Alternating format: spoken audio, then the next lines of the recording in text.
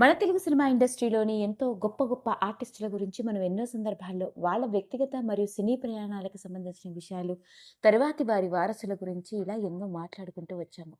ఒక్కసారి గనక ఈ సినిమా ఆర్టిస్టుల గురించి గనక చూసుకున్నట్లయితే కొంతమంది ఆర్టిస్టులు అవ్వాలి అంటూ చిన్నప్పటి నుంచి ఉన్న ఆ ఉత్సాహంతో, ఆ ఆసక్తితో అడుగుపెట్టి తమని తాము ప్రూవ్ చేసుకున్న వాళ్ళు ఉంటే, కొంతమంది మాత్రం అలా రాసిపెట్టి ఉందో ఏమో తెలీదు కానీ ఎప్పుడూ సినిమాకి గాని, నాకు గాని సంబంధం లేదు.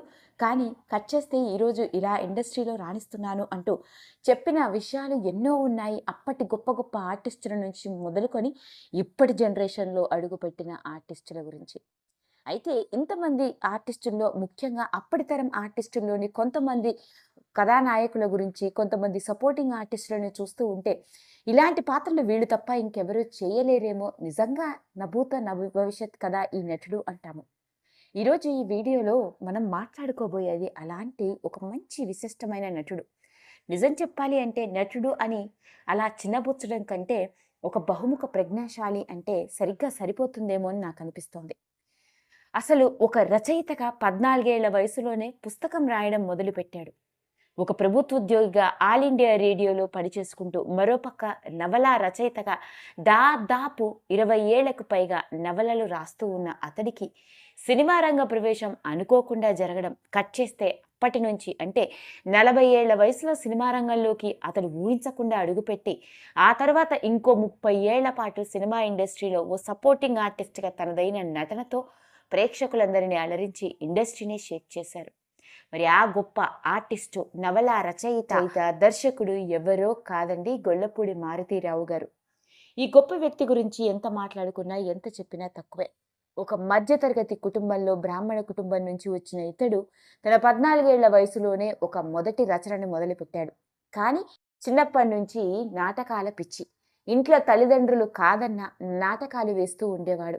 అలా రంగస్థల నటుడిగా కూడా ఎన్నో నాటకాలు వేస్తూ మంచి గుర్తింపు సంపాదించుకున్న అతడికి ఆ తర్వాత ఆల్ ఇండియా రేడియోలో ఉద్యోగం చేసుకుంటూ మరోపక్క తనకున్న ఆసక్తితో రచనలు కూడా చేస్తూ ఉండేవాడట. మరి అలాంటి అతడు కట్ చేస్తే మొట్టమొదటిసారిగా సినిమా రంగ ప్రవేశం, అది కూడా ఓ రచయితగా ఏఎన్ఆర్ గారు నటించిన డాక్టర్ చక్రవర్తి సినిమాతో వెతుక్కుంటూ రావడం జరిగింది. అలా ఆ సినిమాతో రచయితగా సినీ ప్రయాణాన్ని మొదలుపెట్టి ఆ తర్వాత 20 ఏళ్ల పాటు సినిమాలకు రచయితగా పనిచేస్తూ వచ్చిన ఆయన 1981లో మెగాస్టార్ చిరంజీవి గారు నటించిన ఇంట్లో రామయ్య, వీధిలో కృష్ణయ్య అన్న సినిమాతో సపోర్టింగ్ ఆర్టిస్ట్‌గా మొదటి సినిమాలోని తనదైన విలనిజంతో ప్రేక్షకుల్ని అలరించారు. ఇక అలా ఆ సినిమాతో అతడి సినీ ప్రయాణం మొదలైతే కట్ చేస్తే వరుస సినిమాలు. అన్ని నెగెటివ్ షేడ్ ఉన్న పాత్రల్లో తనదైన విలనిజంతో అలరిస్తూ ఇక ఆ తర్వాత చూసుకున్నట్లయితే ఒక దశలో విలన్‌గా, ఒక దశలో సపోర్టింగ్ ఆర్టిస్ట్‌గా, ఒక దశలో తాతగా, ఒక దశలో తండ్రిగా చివరి వరకు ఆయన నటిస్తూనే అలరించడం జరిగింది.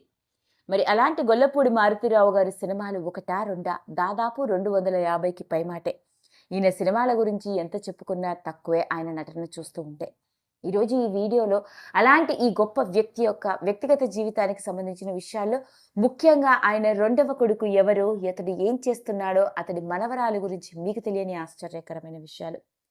గొల్లపూడి మారుతీరావు గారు సినిమా రంగంలోకి అడుగు పెట్టకముందే వివాహం జరిగింది. అతడి భార్య పేరు శివకామి సుందరి.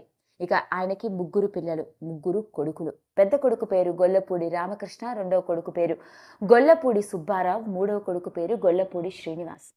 మొదట ఇద్దరు కొడుకులు కూడా ఎంఏ లిటరేచర్ చేయడం, పైగా మారుతీరావు గారు ఇండస్ట్రీలో రాణిస్తున్న సమయంలోనే ఆయన సొంతంగా మారుతి ఎయిర్‌లింక్స్ అంటూ ఒక ట్రావెల్ ఏజెన్సీని నడుపుతూ ఉండడంతో తండ్రి స్టార్ట్ చేసిన ట్రావెల్ ఏజెన్సీ కంపెనీ బాధ్యతలు చూసుకుంటూ ఉండేవారు.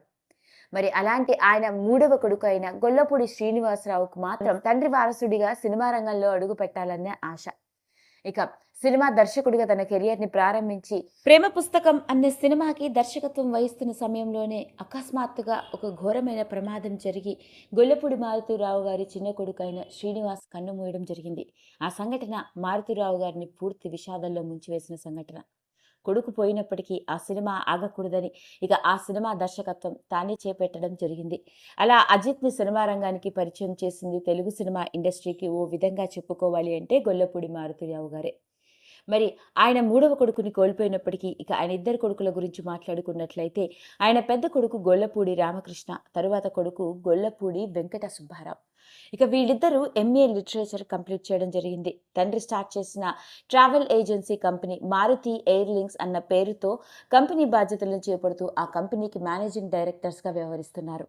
కేవలం ఒక ట్రావెల్ ఏజెన్సీ కంపెనీ మాత్రమే కాకుండా Teja infrastructure private limited, Srinivasa theatres, Maruti entertainments private limited వంటి ఎన్నో కంపెనీస్ కూడా సొంతంగా ఉన్నాయి. ఓ విధంగా చెప్పుకోవాలి అంటే గొల్లపూడి మారుతీరావు గారి ఇద్దరు కొడుకులు ప్రముఖ వ్యాపారవేత్తలుగా కొన్ని వందల కోట్ల ఆస్తిని సొంతం చేసుకున్న వాళ్ళు. ప్రస్తుతానికి వీళ్ళ కుటుంబం అంతా చెన్నైలోనే సెటిల్ అవ్వడం జరిగింది. అలా మొదటి కొడుకు కంపెనీ బాధ్యతలను చేపడుతూ రాణిస్తూ ఉంటే, ఇక రెండవ కొడుకు కేవలం తన తండ్రి స్టార్ట్ చేసిన కంపెనీ బాధ్యతలు చూసుకోవడం మాత్రమే కాదండి, ఇతడు ఒక ప్రముఖ రచయిత కూడా. తండ్రి వారసత్వాన్ని పుణికి పుంజుకొని నటనలో రాణించలేదు, కానీ రచయితగా మాత్రం ఎన్నో నవలలు రాయడం జరిగింది. పైగా ఇంగ్లీష్ ఆథర్గా ఇతడు రచించిన ఎన్నో నవలలు మంచి గుర్తింపుని కూడా సంపాదించుకున్నాయి.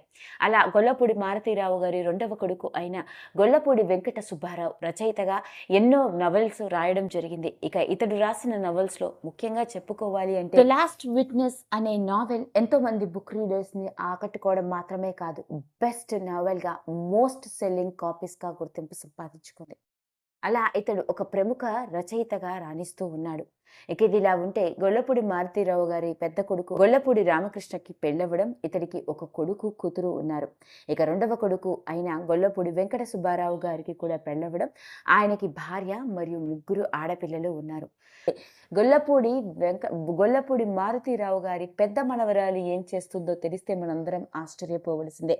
అంటే గొల్లపూడి మారుతీరావు గారి పెద్ద కొడుకు అయిన రామకృష్ణ గారికి ఒక కొడుకు కూతురు. కూతురు పేరు శివాని, కొడుకు పేరు సూర్యతేజ.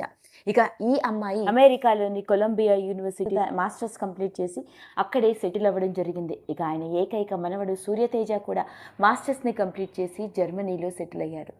అలా మొత్తానికి తెలుగు చలనచిత్ర సీమరంగంలోనే సుదీర్ఘమైన నటనతోనూ రచనతోనూ నవల రచయితగా అంతేకాకుండా ఒక డైరెక్టర్గా బహుముఖ ప్రజ్ఞాశాలి అని అనిపించుకున్న గొల్లపూడి మారుతీరావు గారి సినీ వారసత్వం ఎవరు ఇండస్ట్రీలోకి అయితే రాలేదు, కానీ అందరూ మాత్రం తమ తమ రంగాల్లో చాలా కీర్తి ప్రతిష్టలు సంపాదించుకుంటున్న వాళ్ళే.